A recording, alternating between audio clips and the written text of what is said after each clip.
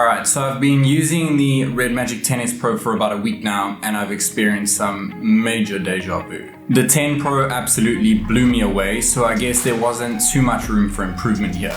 Main takeaways are a bump in performance, improved cooling, and finally an official IP certification.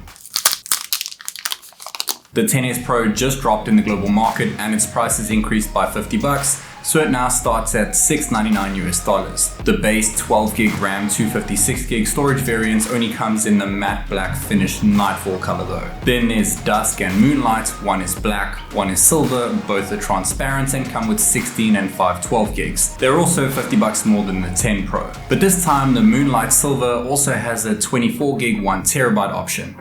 Last time out this was limited just to Dusk.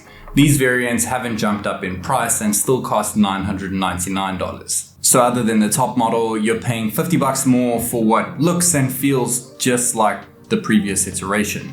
In all fairness though, there was no price hike from the 9 series to the 10 series. But surely there are some changes here. Well, its dimensions and weight are exactly the same, but its back design isn't a complete copy-paste. There's less clutter around the X logo, less visible screws, less text, some writing has moved, and lines are a bit different, but the LED placements are the same. The X logo, REDMAGIC logo, cooling fan and touch triggers all still light up. But now, which is probably my favorite thing about this device, you can enable something called lighting mode, so you can keep the lights on all the time, even when locked, and you can toggle them on or off in the control center. Again, the 10 Pro was already a stunner, so I do see why they wouldn't want to change much here. I do appreciate the little refinements though. The aviation aluminum side rails are still flat, the display is still flat with the exact same 6.85-inch AMOLED panel, 144Hz refresh rate, 2500Hz touch sampling rate, 2000 nits of brightness, the same immersive 95.3% screen to body ratio, with the same tiny bezels and under display camera for that immersive experience, which you honestly won't get from any other phone. But the selfie camera and the rear sensors are all untouched. We still get the same 16 megapixel selfie, two 50 megapixel sensors at the back for the ultra wide and main, and a 2 megapixel macro sensor. If you'd like to see some samples, be sure to check out my REDMAGIC 10 Pro review video after this. And the back is also still completely flat, with all the rear cameras still tucked behind the glass back. Again, this isn't something I'd want them to change. Having everything flat and immersive is what made the 10 Pro such a great phone. Alright, so our first big change here is that the Snapdragon logo on the back plates is actually a bit different. Written under it is leading version, which means it's an overclocked version of the 8 Elite chipset. The two prime cores have been bumped up to 4.47 GHz instead of 4.32, and the GPU now runs at 1200 MHz instead of 1100. Think of it as the 4 Galaxy Snapdragon chip, but for other phones. But unlike the S25 Ultra, its benchmark scores are actually higher than other 8 Elite powered phones. They're also higher than the 10 Pro, but not by much. There's still LPDDR5 RAM and UFS 4.1 Pro storage, but this time their dedicated gaming chip is baked with AI and is called the Red-Core R3 Pro, which still does the same thing, enhance performance and effects while taking some of the load off the Qualcomm chip. And since there are more brains behind it, battery efficiency should be a bit better too. Speaking of, the battery capacity is still the same and is still massive at 7050 mAh. But for some reason, wired charging has dipped to 80 watts instead of 100 watts. But things should be kept cooler because that's their next big upgrade. We still get a physical cooling fan which runs at the same 23,000 RPM, the vapor chamber is now larger, but the main improvement is Liquid Metal 2.0, which has increased in size, offers more thermal conductivity, and moved to directly above the CPU, which just makes sense.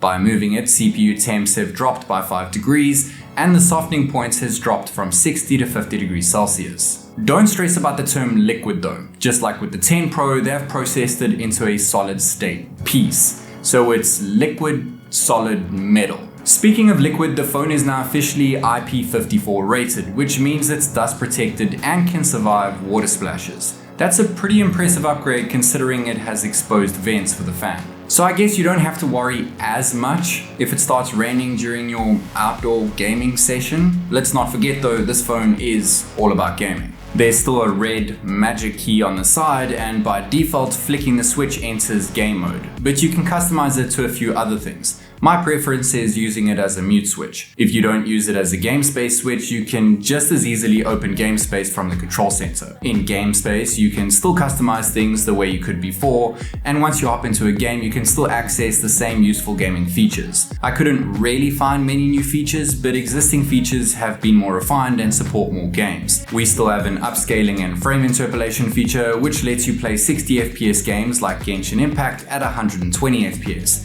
It's not true 120 FPS gaming, but it definitely feels smoother. Strangely enough, it doesn't seem as stable as it did on the 10 Pro, with frame rates jumping between 100 and 120. Of course, if we disable this feature, we still get a rock solid 60 FPS on average, which is no real surprise. And you can still customize the touch triggers in multiple different ways, but single tap is still my go-to. They offer the same 520Hz response rates as before. You can also use the frame interpolation feature in Withering Waves, which is an even more demanding game to play, and it averaged 120 FPS with the feature enabled and 60 FPS with it disabled, which is a slight step up from the 10 Pro.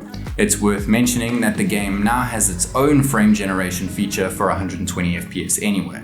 The good news is that the device never felt too hot while playing and was significantly cooler than the 10 Pro, which sat at around 64 degrees Celsius in Withering Waves. I guess their new cooling structure has made a pretty big difference. Real Racing 3 has no FPS limit, so the phone averaged 144 FPS just like we saw with its predecessor. But unlike the 10 Pro, the 10S Pro can now finally run Call of Duty Mobile at a native 144Hz refresh rate, up from the 120 FPS cap that we saw last time out. And since the USB 3.2 port still doubles up as a display port, we can still hook up an external monitor for 4K 144Hz gaming, and the phone is still more than powerful enough to run two games simultaneously, one on a monitor and one on the phone screen. Recon standing by. Repeat, UAV recon is standing by.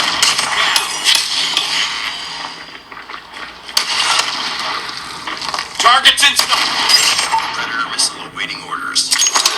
The speakers are the same too and are still fantastic. We still get a headphone jack, an IR blaster, and NFC for tap to pay. The optical fingerprint sensor is still just okay, but since this is the global version, we still get Google Gemini baked in.